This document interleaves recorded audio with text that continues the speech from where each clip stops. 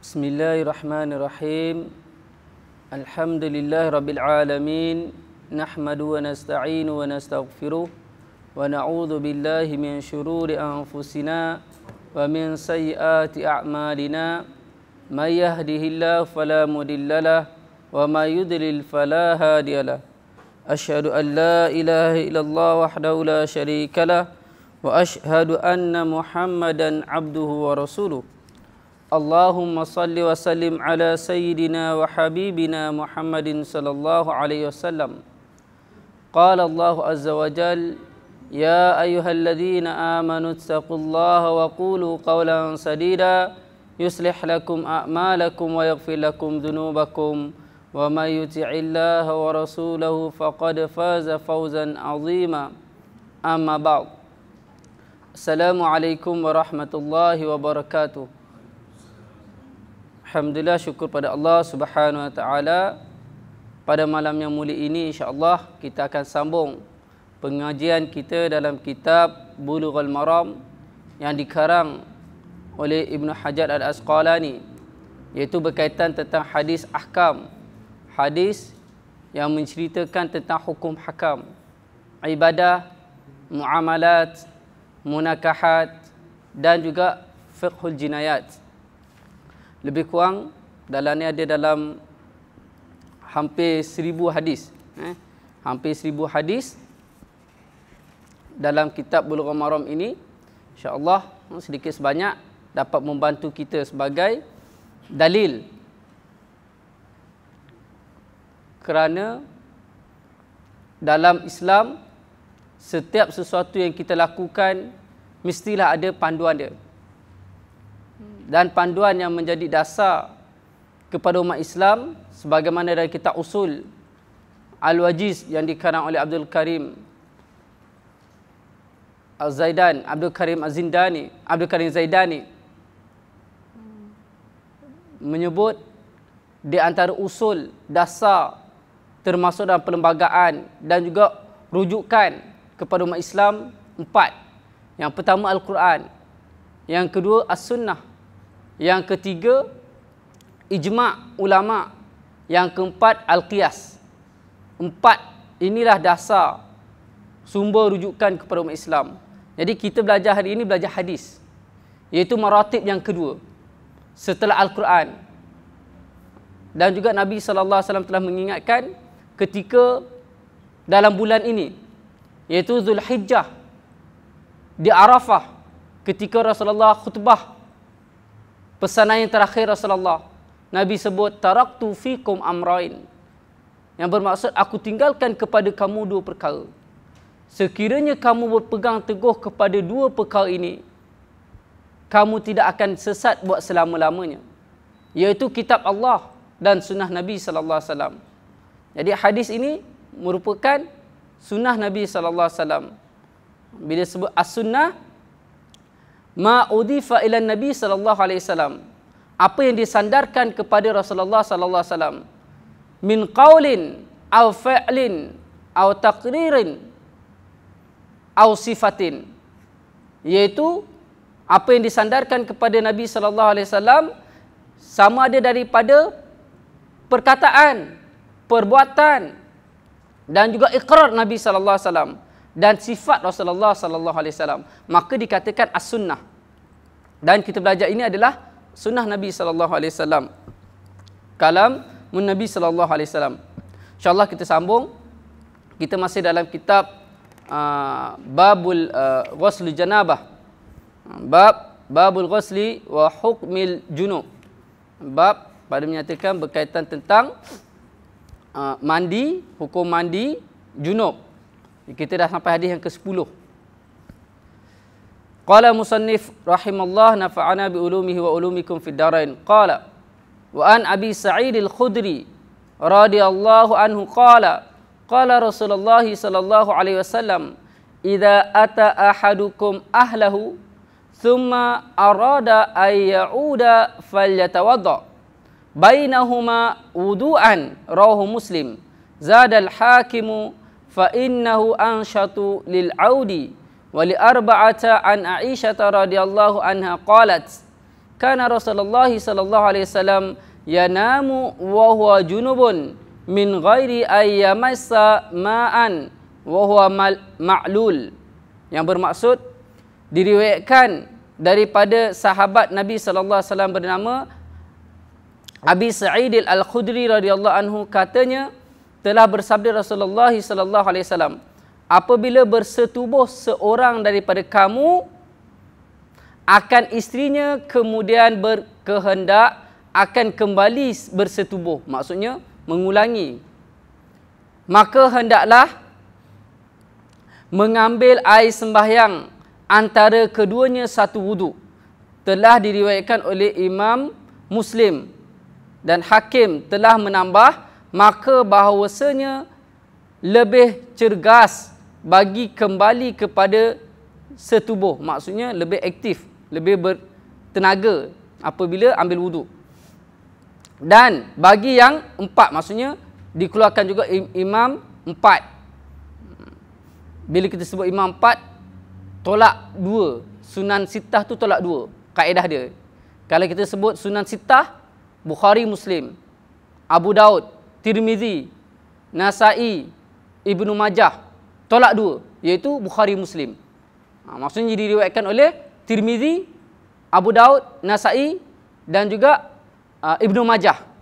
Itu dipanggil rawahul arba'ah. Maksudnya diriwayatkan oleh empat imam ini meriwayatkan hadis, iaitu dan bagi telah datang riwayat daripada Aisyah radhiyallahu anha, katanya adalah Rasulullah sallallahu alaihi wasallam tidur padahal ia berjunub dengan ketiadaan menyentuh air, maksudnya tak ambil wudu.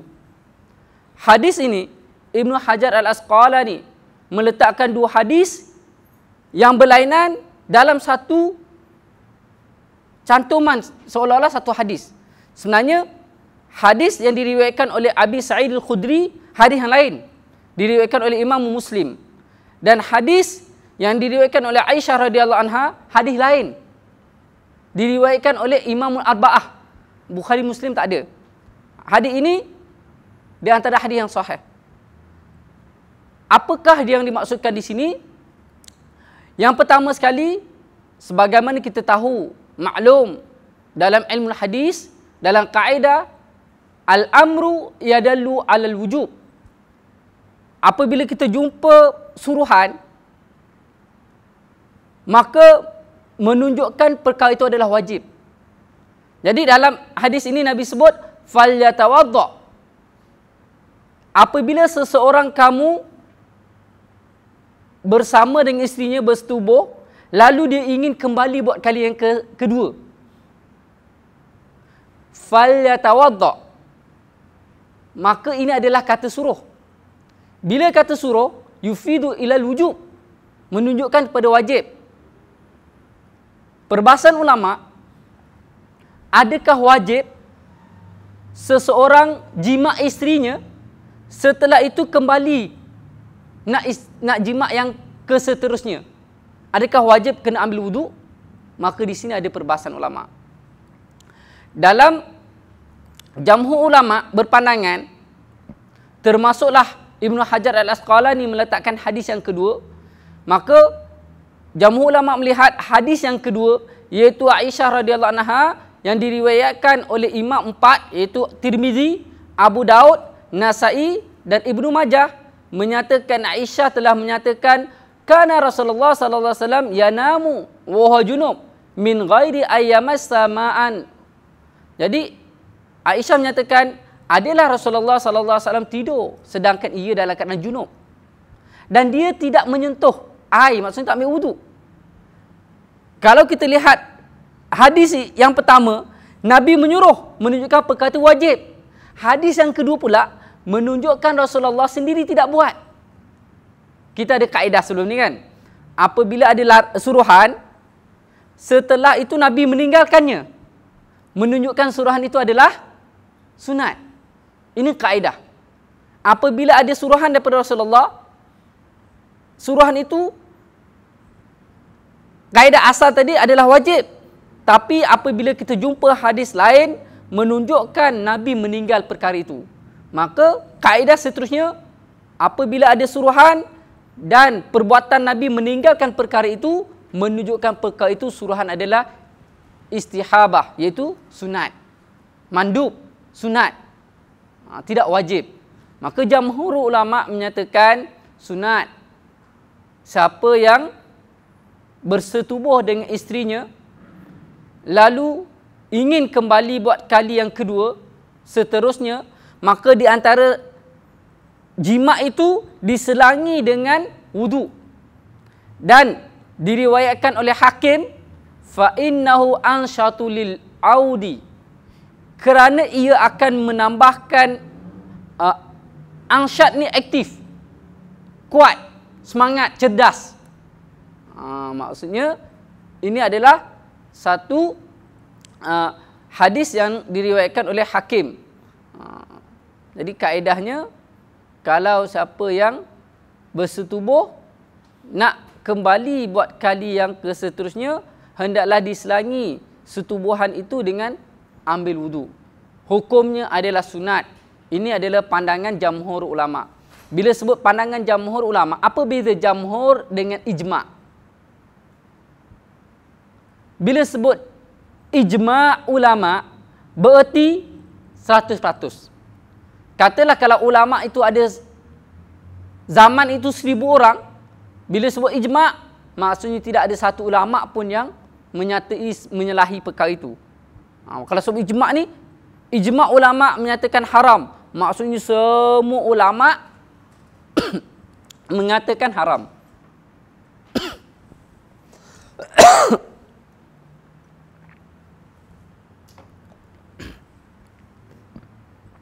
Kalau sebut jamhur ulama, maksud jamhur ini adalah kebanyakan.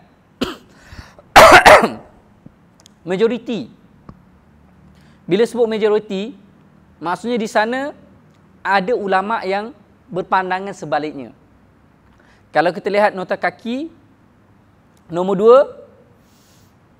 2, hendaklah dia mengambil air sembahyang, maka perintah di dalam hadis ini adalah menunjukkan sunat atau harus juga. Dan hadis ini juga menunjukkan wajibnya mengambil air sembahyang bagi siapa yang berkehendak untuk mengulangi jima' kepada isterinya. Pandangan ini bukan pandangan jamhur. Ini adalah qil ataupun pandangan minoriti. Maka jamhur menyatakan sunat. Siapa yang mana tahu malam Jumaat kan, silap order tongkat Ali. Kalau muslimat pula kacik Fatimah. Macam mana dia letak tongkat Ali dan kacik Fatimah? Famous nama tu kan. Malam tu aktif. Satu, round yang kedua. Jadi kaedahnya macam mana? Rasulullah menyuruh kita ambil wudu. Di antara diselangi jima' itu dengan ambil wudu. Hukumnya sunat. Ini pandangan jamhur ulama. Tetapi di sana ada pandangan menyatakan wajib. Pandangan menyatakan wajib ini berdalilkan kepada hadis yang diriwayatkan oleh Abi Sa'id Al-Khudri. Abi Sa'id Al-Khudri ini hadis sahih, diriwayatkan oleh Imam Muslim. Menunjukkan wajib. Kerana al-amr yadallu ala al-wujub. Suruhan itu menunjukkan wajib. Ya, tapi di sana ada hadis yang lain. Hadis Aisyah radhiyallahu anha menunjukkan Rasulullah tidak ambil wudu. Maka jamhur ulama jam'un bainahuma, menghimpunkan di antara dalil ini, dua dalil ini, hadis Aisyah dengan hadis Abi Sa'id Al-Khudri, maka buat satu kesimpulan, iaitu hukumnya adalah sunat.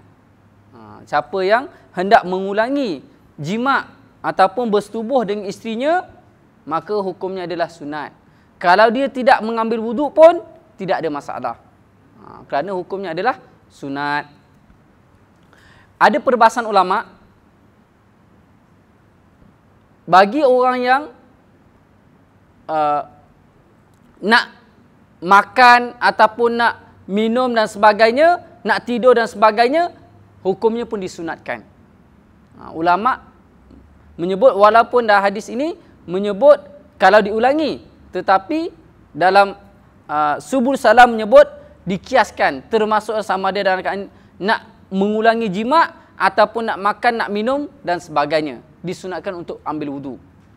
Jadi perkara ini adalah ikhtilaf. Cuma jumhur ulama menyatakan sunat. Ada soalan? Ada hadis yang seterusnya, hadis yang ke-11.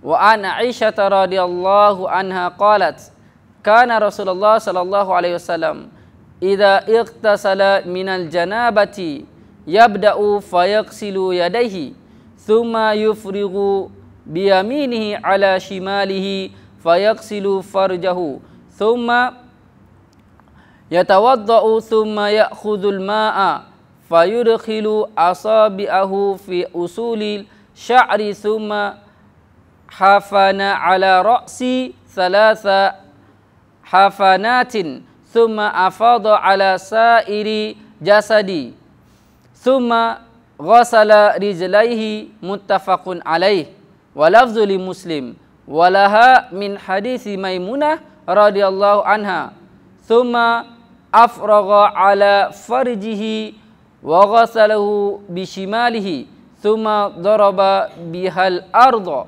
wa fi riwayatin famasaha biturabi wa fi akhirih thumma ataituhu bil mundil faradduhu wa fihi wa ja'ala yanfudul ma'a biyadihi. Maksudnya diriwayatkan daripada isteri Rasulullah sallallahu alaihi wasallam yang bernama Siti Aisyah radhiyallahu anha, katanya adalah Rasulullah sallallahu alaihi wasallam apabila mandi daripada junub, maksudnya Nabi mandi junub, memulai dengan membasuh kedua tangan, kemudian ia menuang dengan tangan kanannya atas tangan kirinya sambil membasuh farajnya, kemudian mengambil air sembahyang, kemudian mengambil air, maka memasukkan anak-anak jarinya di dalam penggal-penggal rambut kepala, iaitu di celah-celahnya dengan rata. Kemudian menuangkan air atas kepalanya 3 kali, memberi rata ia akan air sekalian tubuhnya, kemudian membasuh 2 kakinya. Maksudnya diriwayatkan oleh Bukhari dan Muslim. Muttafaqun alaih. Kaedah kalau kita belajar hadis, bila ulama meletakkan muttafaqun alaih, melafazkan, menyebut muttafaqun alaih, bermaksud di hadis itu diriwayatkan oleh Imam Bukhari dan Muslim. Cuma dalam kitab ini diterjemahkan dari segi lafzi, dari segi makna, bersetuju atas riwayat Bukhari dan Muslim, dan lafaz hadis itu bagi Muslim, dan ada bagi riwayat Bukhari dan Muslim daripada hadis Maimunah radhiyallahu anha, kemudian Nabi menuangkan air atas farajnya dengan tangan kanan sambil membasuh dengan tangan kiri, kemudian menyentil tangannya ke tanah, maksudnya basuh, gosok tanah. Dan apabila dan pada satu riwayat, maka ia menyapu tangannya di tanah. Dan pada akhir hadisnya, kemudian aku berikan pada Nabi satu kain buat menyapu basahan, maksudnya anggota Rasulullah, anggota yang diambil wuduk itu daripada mandi dan sebagainya, maka ia pun menolaknya. Dan padanya, dan jadi ia menghabiskan air di anggota wuduknya dengan tangannya. Maksudnya hadis ni menceritakan tentang kaifiat, cara nak mandi junub. Pertama sekali, sunnah Rasulullah, ni zaman Rasulullah guna air dalam baldi ataupun dalam satu bekas, bukan air paip. Maka disunatkan basuh tangan dulu. Cara dia, cedok, basuh dekat luar. Lepas tu, barulah dicedok, basuh faraj. Tambah Maimunah, setelah basuh faraj, tangan Rasulullah itu Nabi basuhkan dengan, Nabi gosok dekat tanah. Asy-Syaukani menyebut, kenapa hadaf ataupun tujuan Rasulullah sallallahu alaihi wasallam gosok ke tanah ataupun turab adalah untuk menghilangkan bau. Untuk menghilangkan bau. Jadi kalaulah zaman sekarang mungkin kita boleh menggunakan sabun ataupun di sebahagian pandangan ulama menyatakan dua-dua adalah boleh disucikan. Maksudnya dengan tanah boleh disucikan dan juga dengan air pun boleh menyucikan. Maksudnya Rasulullah nak menghilangkan sebab Rasulullah basuh faras dan Rasulullah gosok dengan tanah. Jadi ini adalah harus kita boleh buat. Dan setelah itu Rasulullah sallallahu alaihi wasallam membasuh kepalanya. Nabi ambil wuduk dulu. Barulah membasuh ke seluruh tubuh badan. Jadi kaedah dia, kalau kita paip zaman sekarang, kita buka paip, kita basuh tangan dulu. Dalam mazhab Syafi'i, madmada wa istinsyaq adalah sunat. Termasuklah dalam mandi wajib. Adalah sunat. Imamul Ahmad Hambali, madmada wa istinsyaq, masukkan air dalam mulut, kumumu, dan masuk air dalam hidung, sembuh semula, adalah wajib. Termasuk juga ketika mandi junub. Hukumnya adalah wajib. Jadi siapa nak mandi junub, Imam Ahmad, mazhab Imam Ahmad bin Hambali, kena madmadah wa istinsyaq. Kalau tak, tak sah. Imam Syafi'i, tidak. Sunat. Yang wajibnya, meratakan seluruh tubuh. Dan meratakan rambut. Nanti kita akan sampai bab rambut. Jadi, wajib meratakan tubuh badan ni. Di sana, ada Rasulullah sallallahu alaihi wasallam larang. Nanti kita akan baca hadis, ada hadis bawah. Bila basuh kepala, ambil wuduk seluruh, barulah mandi. Walaupun dalam mandi, untuk kalau kita ambil wuduk, disunatkan kita dahulukan sebelah kanan. Kerana hadis Nabi, Nabi suka yatayammanu. Nabi ni suka mengkanan dalam menyikat dan juga dalam memakai pakaian dan bersugi. Jadi dikiaskan kepada perbuatan yang baik. Termasuk ambil wuduk, termasuk mandi wajib. Jadi kalau kita nak mandi wajib, disunatkan kita dahulukan sebelah kanan.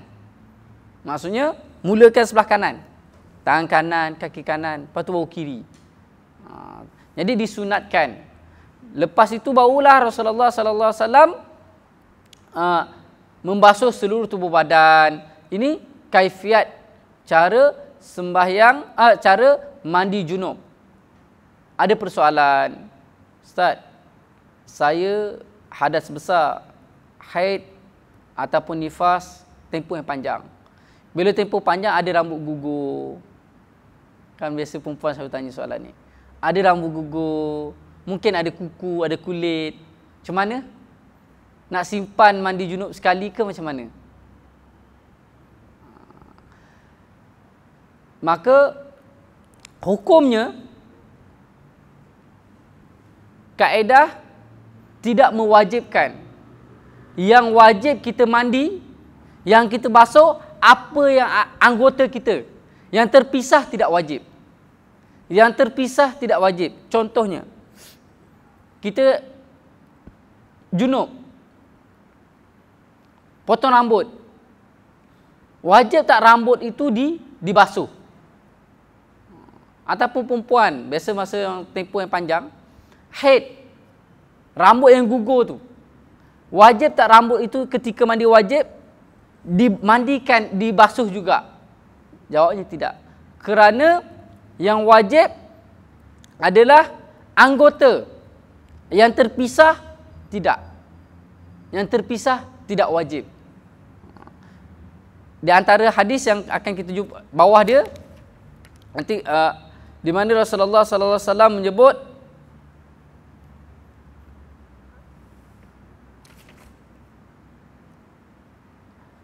hadis yang bawah ni, kita baca sambung. Hadis ke-12, iaitu wa an Ummi Salamah radhiyallahu anha qalat Ya Rasulullah, inni imra'atun ashadu sya'ara ra'si fa'anquduhu li ghuslil janabah fa fi riwayatin wa haidah. Qala la, innama yakfiki an tahsiya ala ra'sika thalatha hasayatin. Rawah Muslim. Maksudnya daripada seorang isteri Rasulullah sallallahu alaihi wasallam yang bernama Ummu Salamah radhiyallahu anha, katanya, saya bertanya kepada Rasulullah sallallahu alaihi wasallam bahawasanya saya seorang perempuan yang mengikat sanggul kepala. Rambut dia panjang, diikat gulung-gulung. Maka adakah saya melepaskannya ketika mandi junub, dan pada satu riwayat yang lain dalam keadaan haid. Ni sebut dalam keadaan junub. Riwayat lain menyatakan dalam keadaan haid. Sabda Rasulullah sallallahu alaihi wasallam, tidak cukup engkau menuangkan air ke atas kepalamu 3 kali. Diriwayatkan oleh Imam Muslim. Hadis ni menceritakan di mana tidak diwajibkan seseorang itu melepaskan ikatan rambut dia. Maksudnya kalau digulung tu tak perlu dilepas. Tak perlu dilepaskan dan dibasuh sampai ke akar umbi. Cuma dalam mazhab Syafi'i wajib basuh rambut ataupun kepala sampai ke akar umbi dia. Seluruh. Maka pandangan mazhab Syafi'i menyebut wajib. Sebahagian pandangan Imam Ahmad menyatakan tidak. Berdasarkan hadis ini, hanya menjiruskan sahaja. Kalau perempuan, biasa rambut perempuan panjang kan, jadi dia ikat yang belakang bonggol besar tu. Jadi kalau siram air 3 kali, kemungkinan tak sampai ke akar umbi dia, maka memadai. Ini pandangan Imam Ahmad. Imam Syafi'i tak, kena wajib menyampaikan air ke seluruh tubuh dan seluruh bulu, rambut dan sebagainya. Ini adalah pandangan Imam Syafi'i. Jadi siapa yang rambut panjang dalam mazhab Syafi'i, ya wajib kena. Kalau rambut pasu tidak termasuk, kena tanggalkan. Kaki pasu, anggota pasu tidak termasuk, kena tanggalkan. Kalau kita disebut, kalau berbentuk tatu, dia memang serap sampai ke kulit, dia masuk, dia tidak kalih air, tetapi sekiranya najis, dalam mazhab Syafi'i mewajibkan tanggalkan najis dulu. Katakanlah seseorang itu mandi wajib, lepas mandi wajib rupanya dia baru nampak ada najis pada tubuh badan dia, tak hilang lagi, maka dia basuh najis dan kembali mandi semula. Ini sebagaimana dalam kitab Majmu', dalam kitab Manhaj yang dikarang oleh Imam Nawawi. Jadi seorang yang ada najis mandi wajib, tidak sah mandi wajib dia. Sekiranya dia dai rambut menggunakan bahan yang najis, mandi junubnya tidak sah. Kerana syarat di antara rukun dalam mazhab Syafi'i ada 3 rukun mandi wajib. Yang pertama niat. Yang kedua meratakan air ke seluruh tubuh dan bulu. Yang ketiga hilangkan najis. Maksud dia, kalau mandi wajib masih ada najis lagi, tidak sah. Tidak sah mandi wajib itu. Dibasuh najis dan kembali mandi semula. Ini adalah pandangan Imam Syafi'i. Ada soalan?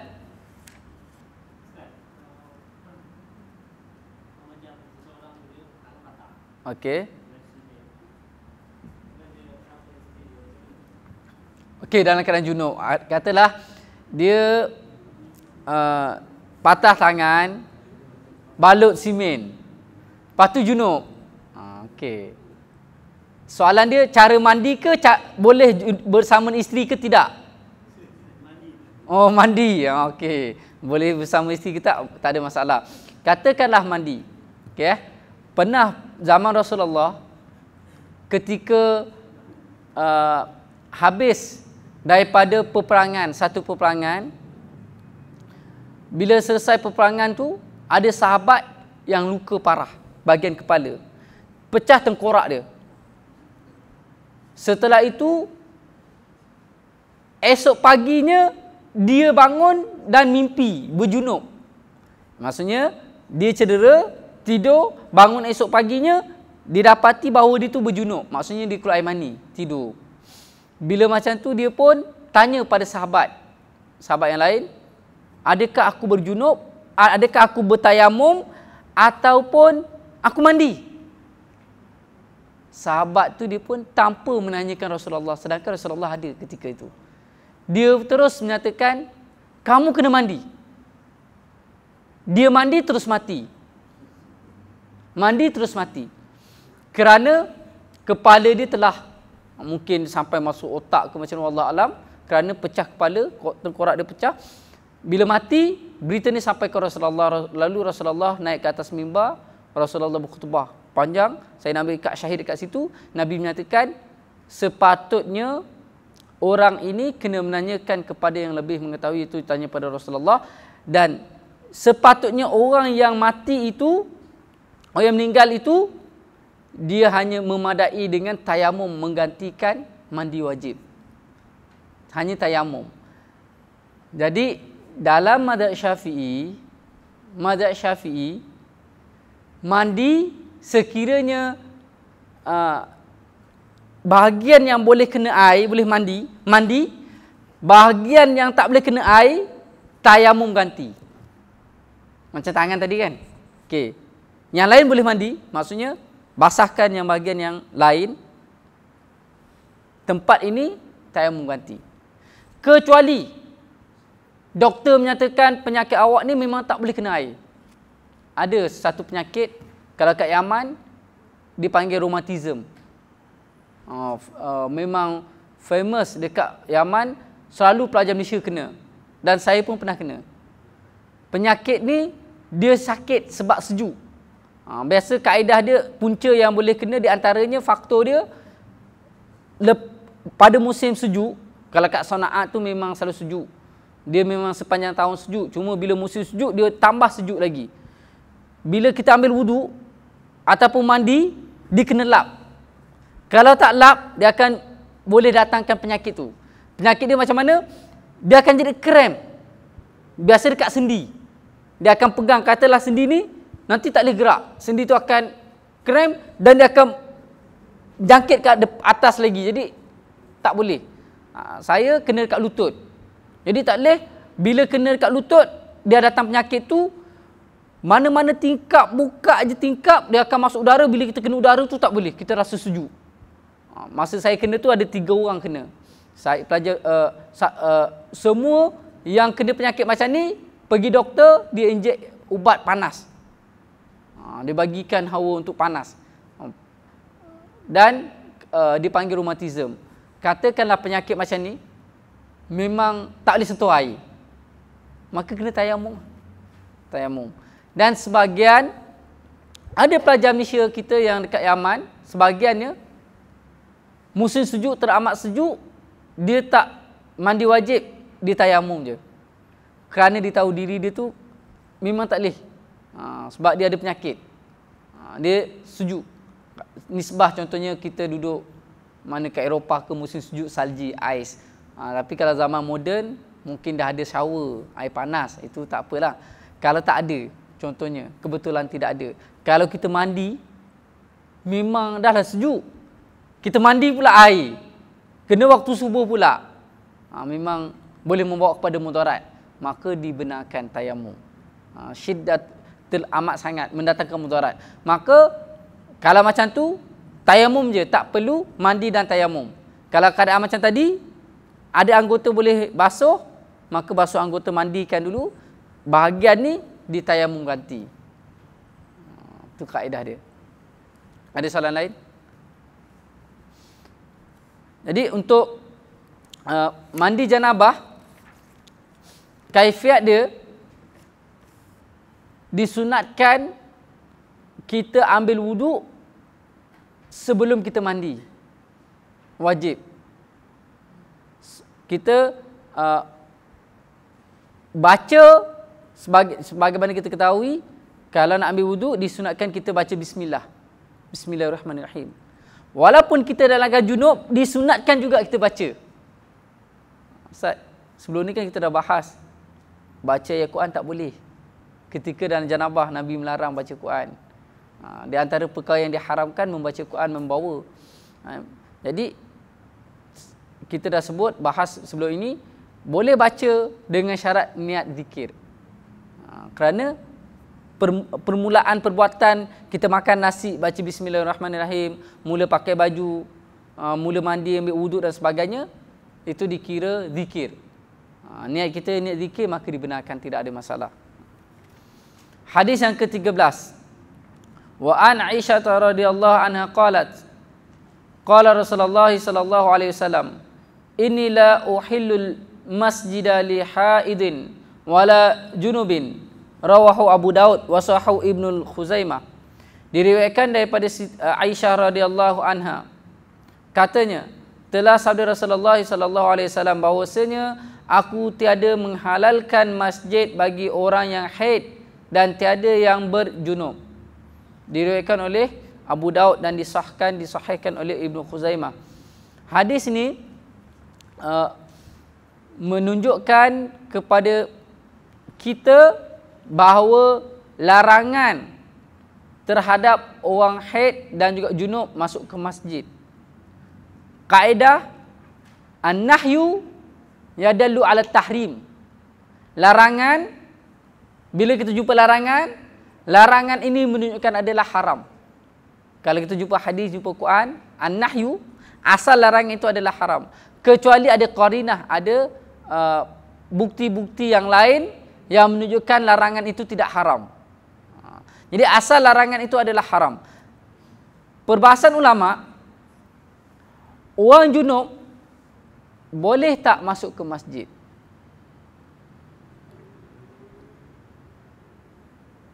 Di antara Imam Syafi'i di antara ulama, pandangan ulama ialah Imam Syafi'i. Imam Syafi'i menyatakan kalau seseorang itu dalam keadaan junub, dia nak lalu melintasi sahaja tanpa berhenti, adalah dibenarkan, tidak haram. Yang haramnya maksun, iaitu berhenti sekejap, ataupun duduk, ataupun tidur, ataupun iktikaf dalam masjid, adalah haram.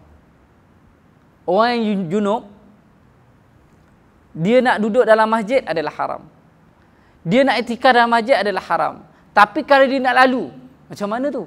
Katakanlah rumah di sebelah sana, ataupun katalah dia terumbah depan sana, ataupun teksi kat situ, rumah dia kat situ, dia malah nak U-turn jauh, jadi dia nak shortcut.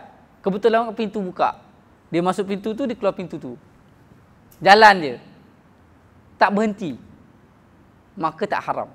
Dia dalam keadaan junub, tak haram. Kerana apa? Imam Syafi'i kata haram apabila bermakna duduk, berhenti sekejap. Kalau dia datang-datang berhenti, rehat, tarik nafas dulu sekejap, berhenti seketika, itu haram dalam mazhab Syafi'i. Maksud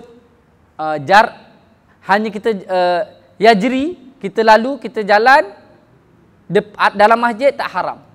Tapi berhenti duduk baru haram. Adapun haid dalam mazhab Syafi'i, Imam Syafi'i kata sama ada maktun, duduk ataupun jalan, hukumnya haram. Berbeza dengan junub. Junub duduk berhenti sekejap, iktikaf baru haram. Jalan saja tidak haram. Haid berhenti, iktikaf ataupun jalan adalah haram. Kerana kotor, azab. Haid, perempuan dalam haid adalah azab, kotor. Yas'alunaka 'anil mahid qul huwa adhan fa'tazilun nisaa fil mahid. Qul huwa adha, kotor. Maksudnya perempuan dalam yas'alunaka 'anil mahid, didatangi kepada kamu wahai Muhammad menanyakan tentang haid. Qul huwa adha, katakanlah wahai Muhammad, haid itu adalah Satu benda penyakit, benda yang kotor. Fa'tazilun nisa'a fil mahid, maka jauhilah wanita kamu ketika dia haid. Maksudnya haid ini adalah kotor. Bila kotor najis, dia tak boleh lalu dalam masjid. Berbanding dengan junub. Junub dia tak najis. Air mani najis ke? Tidak. Dalam mazhab Syafi'i kata tidak. Imam Syafi'i nyatakan, hujahnya, sekiranya mani itu najis, maka asal manusia itu adalah daripada najis. Kita ni adalah daripada air mani. Sekiranya air mani itu adalah najis, maka kita ni asal daripada najis. Maka Imam Syafi'i menyatakan, tidak. Air mani tidak najis. Kalau kena pada pakaian, tidak najis. Maka air mani tidak najis. Walaupun orang tu keluar air mani, lalu dalam masjid tidak haram. Berbanding dengan junub. Junub adalah haram. Ada perpandangan ulama kontemporari, ulama muasirah. Kalau seorang dalam keadaan haid, nak dengar ceramah, nak datang belajar, nak datang majlis dekat masjid, boleh tak? Ada sebahagian pandangan ulama khalaf, ulama kontemporari, ulama yang kemudian ini, mereka berpandangan boleh dengan syarat. Boleh dengan syarat apabila ada sesuatu yang menjamin bahawa dia tidak akan kotor. Maksudnya pakai tuala wanita ke, pakai sesuatu untuk mengelak daripada kotor, maka dibenarkan. Ini adalah sebahagian pandangan ulama menyatakan dibenarkan untuk menghadiri majlis agama. Jadi pandangan ini adalah pandangan yang minoriti, bukan jamhur ulama. Minoriti dan bukan jamhur ulama dan bukan ijma'. Kerana pandangan yang paling kuat ada pandangan larang kerana ada dalil. Mana dalilnya? Kerana Nabi sebut, inni la uhillul masjid li haidin wala junub.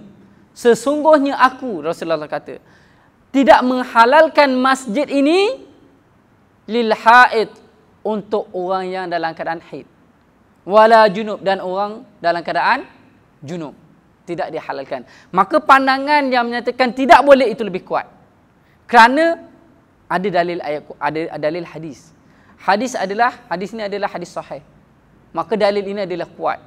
Kalau kita kata nak dengar ceramah, zaman sekarang tidak menjadi masalah kerana speaker terlalu kuat. Sampai ada isu speaker teramat kuat.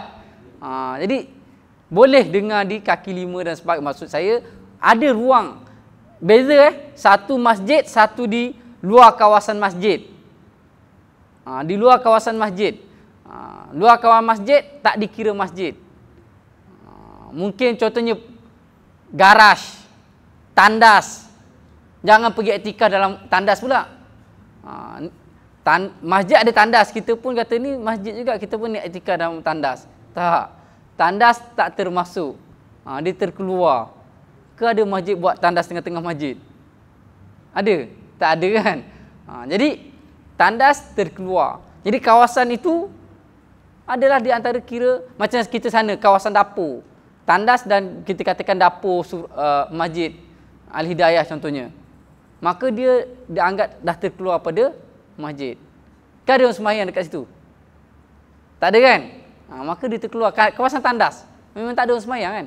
Bahagian belakang tempat ambil wuduk tu semua tu, itu terkeluar. Jadi kawasan itu dia tak dikira kawasan masjid. Kawasan masjid yang kita sembahyang. Kalau wanita dia nak dengar, dia boleh duduk. Dan sekiranya dia nak mengambil pandangan yang menyatakan boleh, tak apa.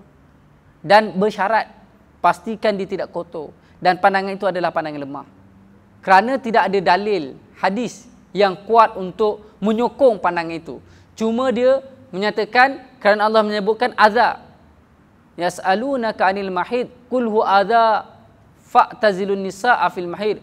Katakanlah apabila ditanya kepada kamu wahai Muhammad tentang haid, katakanlah haid itu adza. Maka dikotor, bila ditutupi kotor itu dijamin daripada kotor masjid, maka diharuskan. Itu adalah pandangan yang menyatakan harus. Jadi tidak ada dalil yang kuat. Jadi pandangan yang melarang itu adalah lebih kuat. Di antaranya ulama mu'tabar, Imam Syafi'i, imam-imam mu'tabar yang lain, mereka mengharam wanita berada di dalam masjid apabila dalam keadaan haid. Istihadah tidak apa. Istihadah dia dianggap sebagai suci. Istihadah lain. Walaupun dia masih keluar. Tetapi dia bukan haid, dia istihadah. Darah kotor, darah penyakit. Bukan haid. Haid adalah darah wanita dipanggil darah kotor tapi bukan penyakit. Istihadah darah penyakit. Melebihi tempoh. Katalah dalam mazhab Syafi'i 15 hari. Dia keluar sampai 20 hari. Maka hari yang 15 ke atas itu istihadah. Walaupun dia ada darah, dia boleh datang ke masjid. Boleh dengar. Boleh sembahyang. Boleh puasa sebagaimana orang dalam keadaan suci. Tidak ada masalah. Cuma wajib dia jaga kebersihan dalam masjid. Maksudnya dia kena jagalah. Jangan sampai kotor. Ada soalan? Muslimah ada soalan? Ya.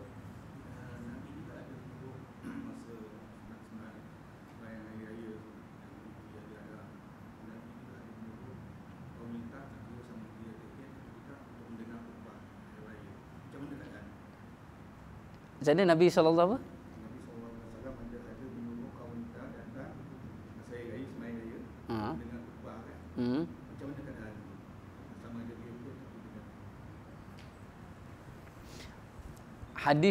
ada hadis yang Rasulullah solat Aid al-Adha ataupun Aid solat raya. Nabi menggalakkan kaum wanita. Nabi keluarlah.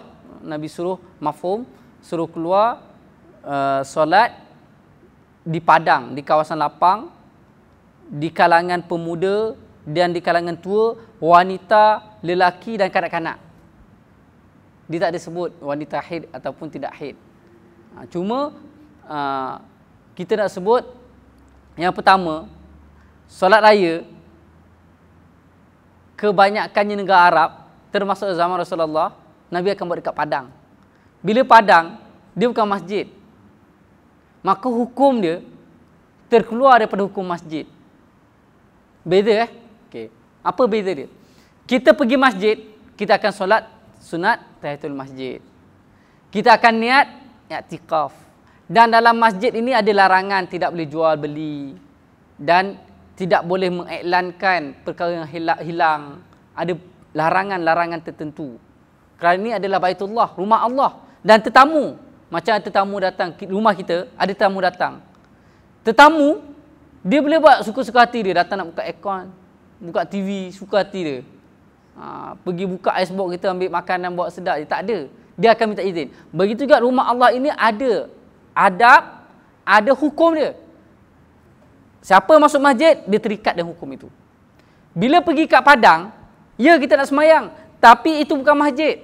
Bila bukan masjid, dia terkeluar pada hukum. Yang ahid ke, nifas ke, janabah ke, apa ke, semua boleh. Mereka datang tak semayang. Ya, tak semayang. Duduk dengan khutbah. Boleh, tidak ada masalah. Kerana bukan masjid. Dan kalau tuan-tuan yang pernah berpengalaman sama pergi negara Arab, khususnya di Yaman, ataupun di negara Arab-Arab yang lain, Mesir ke mana ke, mereka akan sembahyang raya di padang. Maksud padang ni kawasan lapang lah. Dia akan pergi kawasan lapang, dia akan sembahyang dekat kawasan lapang. Biasanya padang bola. Padang bola memang dia sembahyang. Ramai keluar perempuan, kanak-kanak, laki, tua, muda, semua keluar. Kita orang perempuan susah sebab masjid tempat untuk perempuan tu terhad. Jadi nak bawa perempuan tu, keluarga kita pun terhad. Jadi berbanding dengan bawa tempat kawasan lapang. Bila bawa kawasan lapang, memang kita khaskan tempat wanita dan tempat perempuan. Ni memang tak ada masalah lah. Maka persoalan tadi, ya Rasulullah buat dan Rasulullah membenarkan. Kerana tempatnya bukan masjid. Bukan Masjid Nabawi. Ada soalan lain?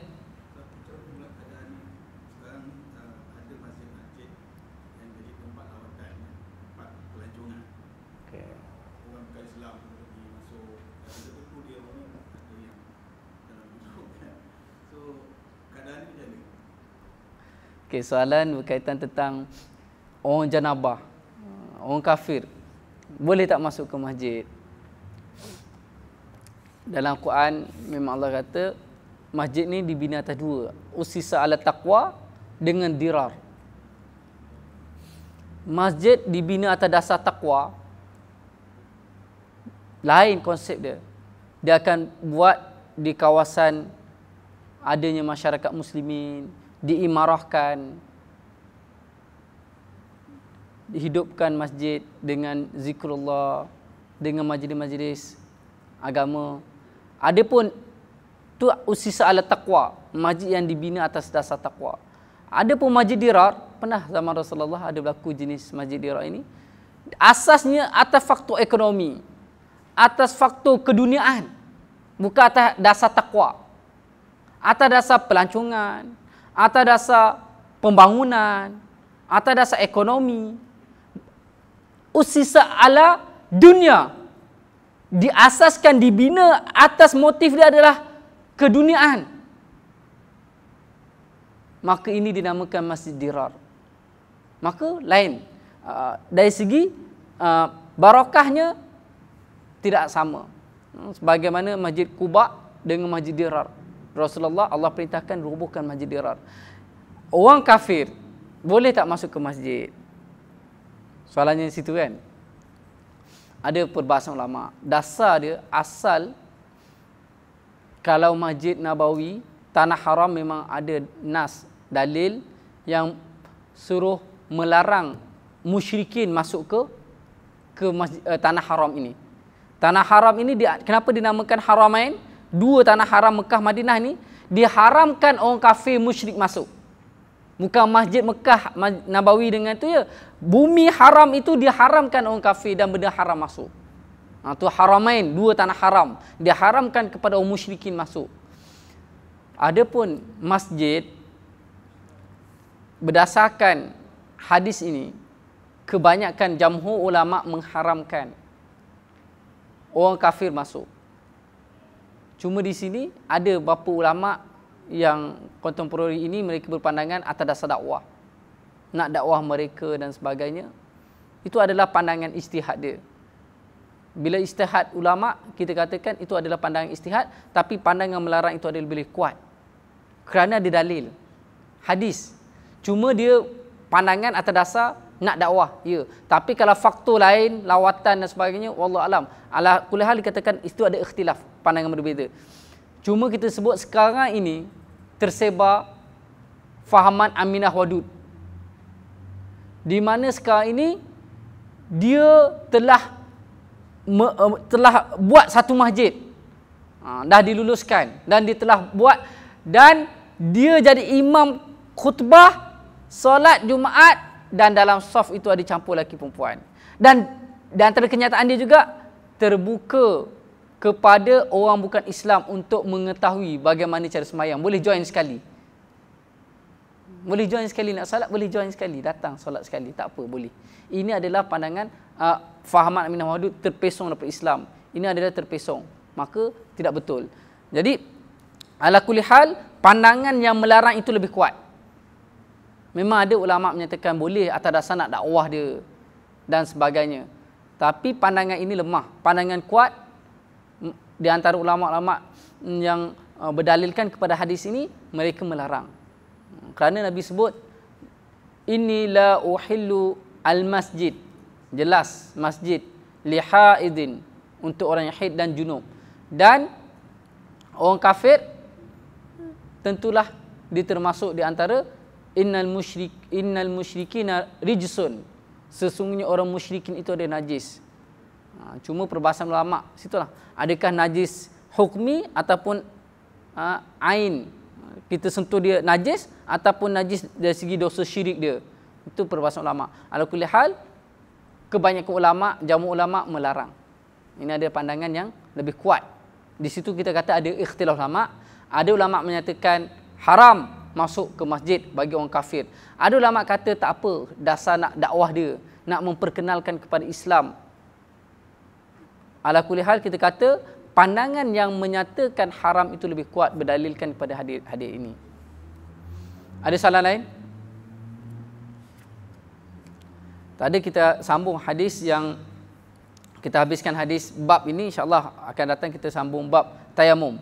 Habis hadiskan yang ke-14.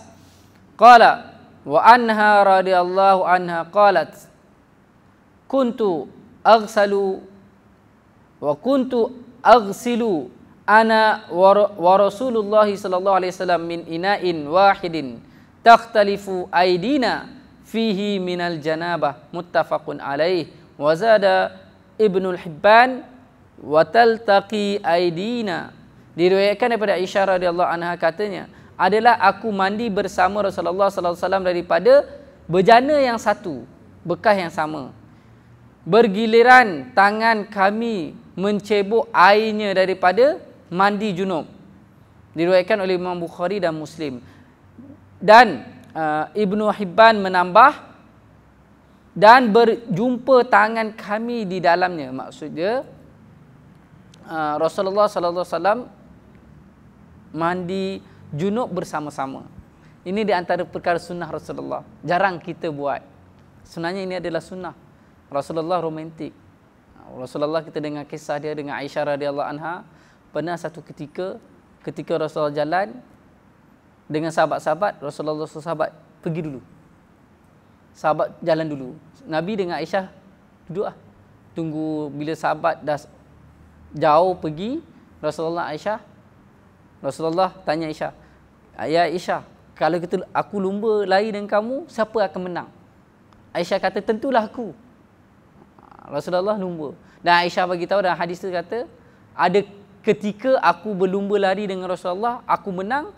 Ada ketika aku lumba lari dengan Rasulullah, aku kalah. Jadi Rasulullah suka bergurau. Dan Rasulullah ketika mandi junub pun bersama-sama. Jadi disunatkan. Ini di antara sunnah Rasulullah. Mandi junub sama-sama. Jangan kita rasa malu. Jangan masuk bilik dua orang, tak boleh. Tak ada apa, boleh. Kita mandi junub. Mandi dua orang dengan isteri, tak apa, dibenarkan. Kita mandikan dia, dia mandikan kita, ini disunatkan. Mandi bersama-sama. Sebagaimana Aisyah sebut, ada kalanya, maksudnya cedok air tu bersilang. Maksudnya satu bekas mandi. Tidak ada apa, dibenarkan. Dan sunnah Rasulullah disunatkan, diharuskan bagi kita boleh mandi junub bersama-sama. Ini di antara amalan Rasulullah. Rasulullah juga mandi junub bersama-sama. Hadis ke-15, wa an Abi Hurairah radhiyallahu anhu qala Rasulullah sallallahu alaihi wasallam, inna nahta kulli sya'aratin janabatun faqsilu asy-sya'arata wa anku al-bashara. Rawahu Abu Daud wa Tirmizi wa dha'fahu. Wa li Ahmad an Aisyah radhiyallahu nahwuhu wa fihi rawin majhul.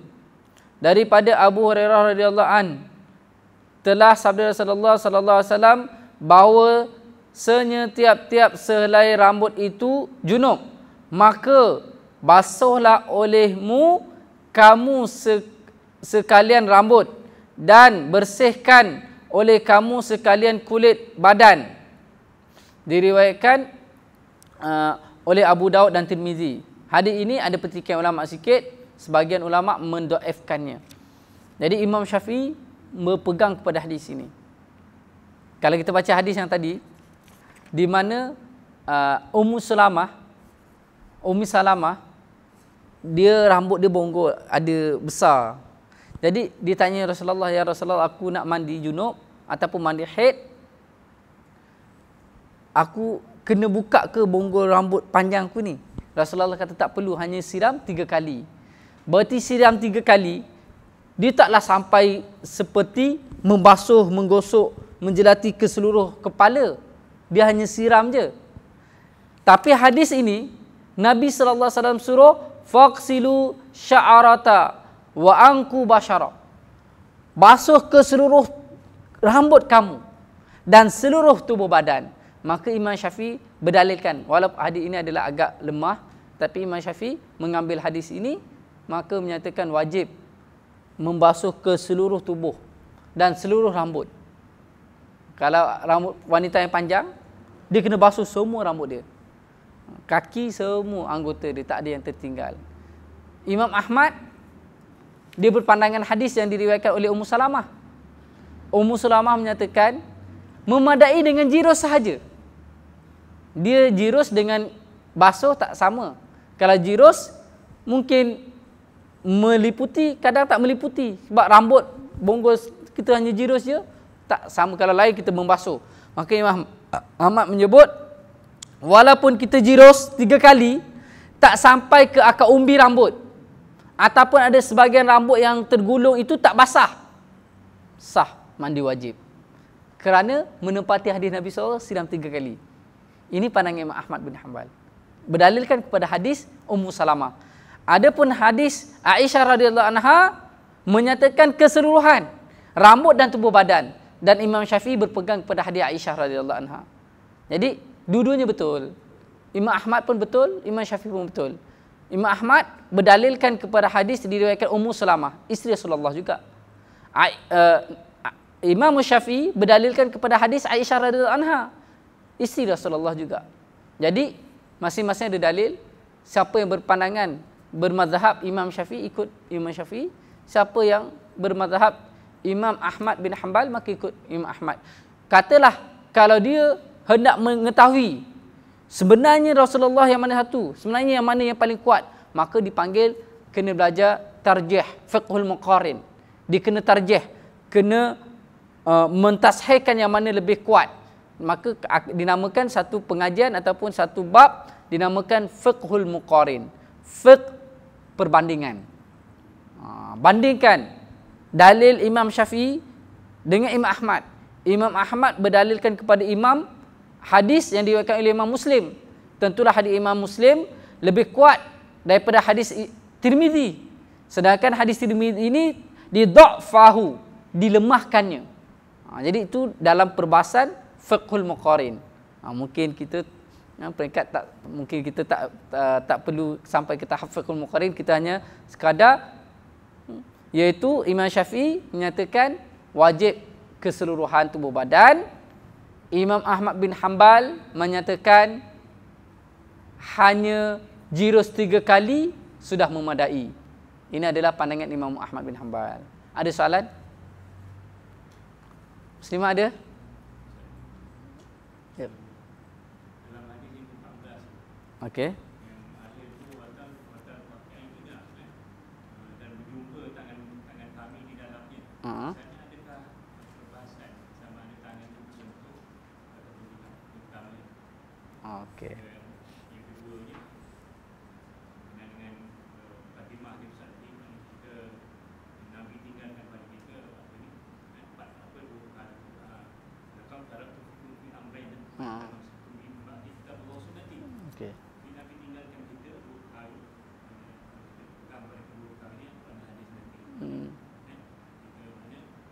Dan di sana ada sepakat pada ijma'. Dan bagaimana kalau hukum yang dah qat'i yang dalam Quran sekarang ni masalah hukum bukan masalah ini tadi, bukan masalah kita sebelum hukum di sana yang dah qat'i, yang contoh kalau hakim yang meletakkan hukum yang bukan daripada Quran itu sendiri, apakah ia boleh kias ataupun ijma' dan sebagainya, ataupun perlu ada pembaharuan atau tajdid di sana. Okey. InsyaAllah soalan ada dua. Yang pertama berkaitan tentang hadis yang ke-14 mengenai dengan hadis yang Rasulullah SAW dengan isteri Rasulullah Aisyah radhiyallahu anha mandi. Ya, Rasulullah mandi dan tidak ada masalah ketika mandi walaupun bersentuhan, saling basuh, gosok menggosok di antara satu sama lain, tak ada masalah. Dia tidak batal, tak ada batal istilah batal mandi wajib, tidak. Kerana lain wudu. Ambil wudu kalau sentuh perempuan batal. Tapi ketika mandi wajib bersentuhan tidak batal. Boleh. Kita mandikan dia, dia mandikan kita, gosok, dia sabunkan kita sabunkan dia, tidak ada masalah. Dibenarkan. Mandi bersama. Kerana Aisyah radhiyallahu anha sebut tangan kami bersentuh. Taltaqi aidina. Bersentuhan di antara tangan kami. Sentuh. Jadi tidak ada masalah. Itulah di antara perkara sunnah yang Rasulullah buat. Di antaranya juga mandi bersama-sama. Jadi soalan yang kedua tadi berkaitan tentang hadis yang Nabi sebut, taraktu fikum arain, tinggalkan dua perkara iaitu Al-Quran dan hadis. Jadi bagaimana di sana ada tak dibenarkan seseorang hakim ataupun ulama beristihad mengeluarkan fatwa yang berkaitan tentang dalil yang telah diqat'ikan, telah ditetapkan Al-Quran, lepas tu dia mendatangkan pandangan yang berbeza. Dalam kitab Usulul Fiqh menetapkan dipanggil syarat lil mujtahid. Syarat bagi orang yang nak berfatwa, nak berijtihad. Di antaranya perkara tidak boleh ijtihad iaitu hukum yang telah qat'i. Hukum yang telah diijma'kan, hukum yang telah hadisnya adalah mutawatir. Contoh, arak adalah haram. Innamal khamru wal maisiru wal ansabu wal azlamu rijsun min amali syaitan fajtanibuh la'allakum tuflihun.